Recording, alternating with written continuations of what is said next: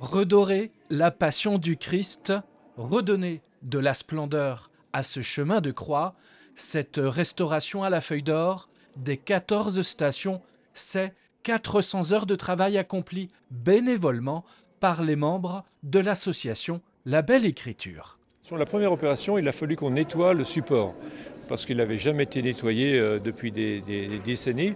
Et ensuite, notre travail, c'est de poser de la feuille d'or. Donc c'est un chemin de croix qui date des années 1938-1939. Il a été taillé par un sculpteur de renom qui s'appelle donc Gabriel Leloir.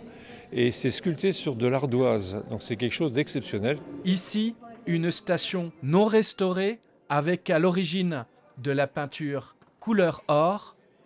Là, une autre station refaite, cette fois-ci à la feuille d'or. C'est un travail collectif qui demande beaucoup de précision. C'est un matériau qui a été sculpté avec marteau burin.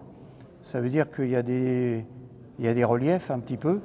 Et la feuille d'or est tellement fine que dans les reliefs, elle craque. Et du coup, à ces endroits-là, l'or n'a pas pu contourner. Un chantier unique, station par station, qui accompagne Jésus vers la mort. Le chemin de croix, c'est la dernière étape du parcours que Jésus a eu à vivre tout au long de son ministère. Donc c'est la dernière étape de sa vie, c'est le chemin qu'il a parcouru pour aller jusqu'au calvaire, donner sa vie pour que nous ayons la vie. Donc le chemin de croix est d'une importance capitale, essentielle, parce que c'est le point culminant de la vie de Jésus. Étape par étape, le chemin de croix de l'église Saint-Nicolas de Coex retrouve ainsi peu à peu de sa splendeur.